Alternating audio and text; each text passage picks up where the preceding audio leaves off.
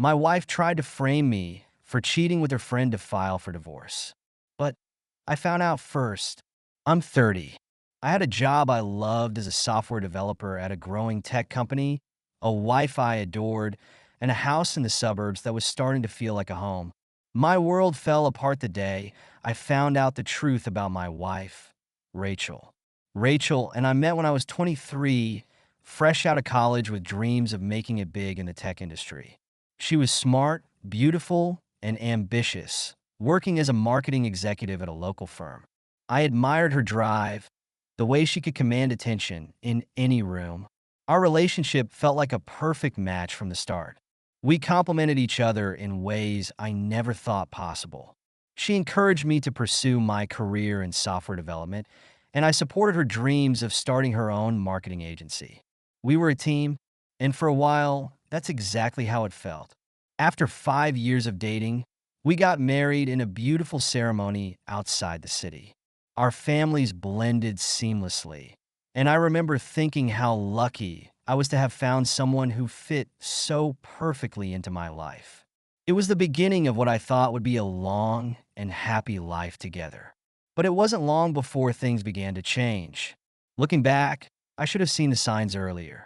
The subtle shifts in her behavior started about a year into our marriage. Rachel began working later hours, which I had assumed was just part of her growing career. Her marketing agency was taking off, and I was proud of her success. But soon after, I noticed she was spending more time on her phone, constantly checking social media and texting, but never letting me see what she was doing. When I asked about it, she always had an excuse ready. Just work stuff, babe, she'd say, or nothing important, just catching up with friends.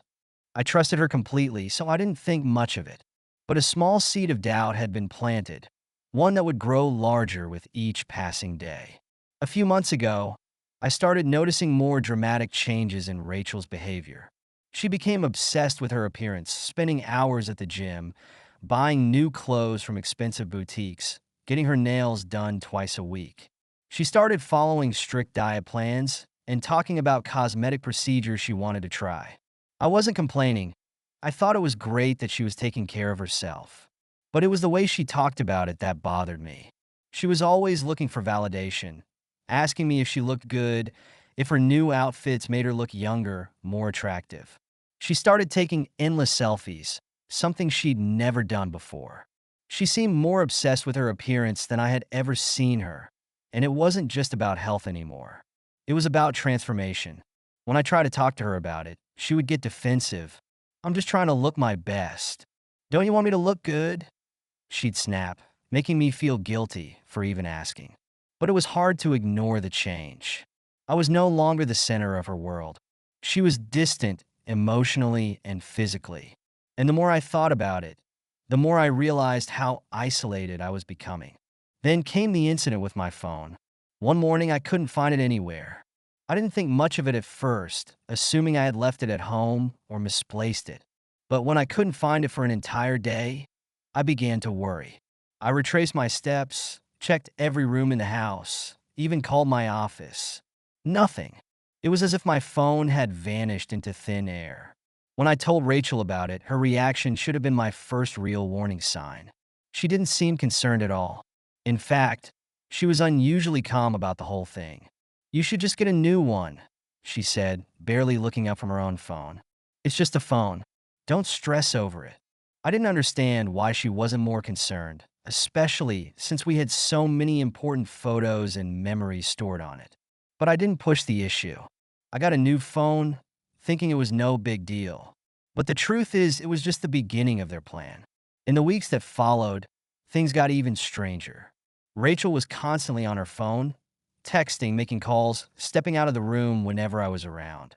She became incredibly secretive, always closing her laptop when I entered the room. There were nights when I'd come home from work, and she'd be out running errands or having business meetings.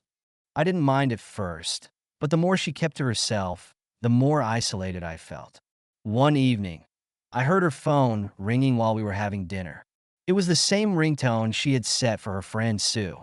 I casually asked, "Who's calling?" expecting a simple answer. But her reaction was anything but casual. She practically jumped, grabbing her phone and clutching it to her chest. Nobody, she snapped, her tone defensive. Just a work thing. She tried to change the subject, but the damage was done. It was unlike her to be so guarded, and the tension in the air was palpable. That's when I decided to take matters into my own hands. One evening, when Rachel was supposedly at a client meeting, I found myself alone at home, and the nagging feeling in my gut was overwhelming. I knew I shouldn't, but I couldn't stop myself. I went through the shared computer in our study, something I had never done before. As I went through the files, I stumbled upon a folder that stood out. It was labeled Project Phoenix, not something I recognized from any of her work projects. When I opened the folder, my stomach dropped. It wasn't just random files. It was a collection of messages, screenshots, and detailed plans. What I saw made my blood run cold. The messages were between Rachel and a man named David, someone I didn't recognize at first. As I read through the messages, I realized this wasn't just a friendship. Rachel and David were high school sweethearts who had reconnected through Facebook 6 months ago. But the real shock came when I read the conversation between Rachel and her best friend, Sue. They weren't just discussing David. They were meticulously planning something sinister. They were planning to frame me for cheating with Sue herself. The pieces started falling into place. The missing phone? They had used it to create fake text messages between Sue and me, making it look like we were having an affair. They had even staged photos at locations I frequently visited, making it appear as though Sue and I were meeting in secret. The plan was elaborate. They had installed tracking software on my new phone to monitor my movements. They had created fake email accounts in my name. They had even planned out specific dates and times when Rachel would catch me and Sue together. All of this was designed to make me look like the unfaithful husband, giving Rachel the perfect excuse to leave me for David while maintaining her image as the wronged wife. As I dug deeper into the folder, I found more disturbing details. There were documents outlining the division of our assets, already prepared legal paperwork, and even a timeline for when Rachel would move in with David. They had thought of everything: how to turn our friends against me, how to handle the divorce proceedings, even how to explain the situation to our families. But perhaps the most painful discovery was a series of messages between Rachel and David discussing their future together. They talked about how they were meant to be together, how their high school romance had been cut short by circumstances beyond their control. David was divorced with 2 kids, and they had already planned how they would blend their families once I was out of the picture. Over the next few days, I took a methodical approach to gathering evidence. I knew I needed to protect myself.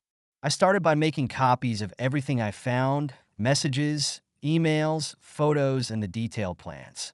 I saved them in multiple locations, including a secure cloud storage account that only I had access to. I also discovered that Rachel had been moving money from our joint accounts into a separate account in her name. Small amounts at first, but they had added up to a significant sum over the past few months. She had been preparing for this for longer than I had realized. I hired a private investigator to document Rachel's meetings with David and Sue. The PI came back with photos of them meeting at various locations, planning their next moves. He also uncovered that David had recently purchased a house in our neighborhood. They had been planning to be neighbors all along.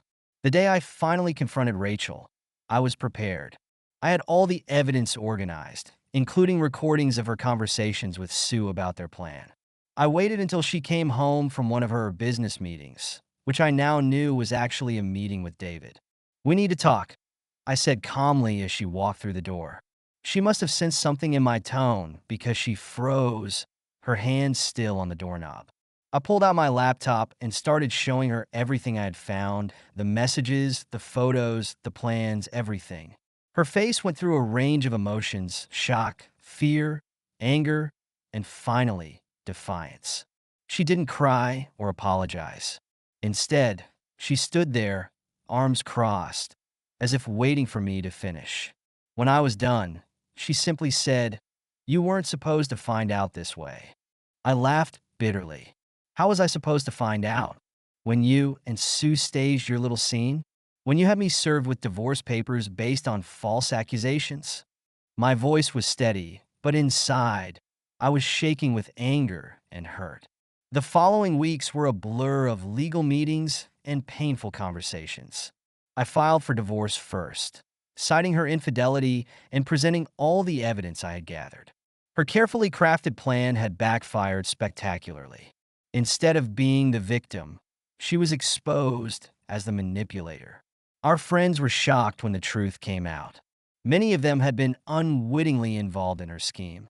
She had been telling them stories about my supposed affair with Sue for months, laying the groundwork for her plan. When they learned the truth, most of them were disgusted by her actions. Sue, faced with the possibility of legal consequences for her role in the plan, quickly turned on Rachel. She provided a signed statement detailing everything they had planned, hoping to protect herself from any potential lawsuits. David's ex-wife, when she learned about his involvement in the scheme, used it to modify their custody agreement, limiting his time with his children. Their perfect plan for a blended family fell apart before it could begin. The divorce was finalized 6 months later. In the end, Rachel's elaborate scheme worked against her. The judge, presented with evidence of her deception and financial manipulation, ruled largely in my favor regarding the division of assets. I sold our house. I couldn't live there anymore with all the memories and moved to a different part of the city. I focused on my work, started therapy to deal with the trust issues that inevitably emerged from the betrayal, and slowly began to rebuild my life. It's been a year since everything fell apart. I'd be lying if I said I was completely over it. The betrayal still stings, especially when I think about how methodically they planned to destroy my life. But I'm healing, growing stronger every day. I've learned valuable lessons about trust, about paying attention to the small signs, and about standing up for myself. I've also learned that sometimes the people we trust the most are capable of the greatest betrayals. Rachel and David did end up together, but their relationship is built on a foundation of lies and manipulation. Last I heard, they're living in that house he bought in our old neighborhood, but things aren't as perfect as they planned. Turns out a relationship born from betrayal carries its own kind of karma. As for me, I'm focusing on my own growth. I've been promoted at work, started traveling more, and even begun dating again, though much more cautiously this time. I'm not bitter, just wiser. And while I never would have chosen this path for myself, I'm stronger for having walked it. The journey isn't over, but I'm no longer lost. I'm moving forward, one day at a time, writing my own story now. And this time, I'm the only one holding the pen.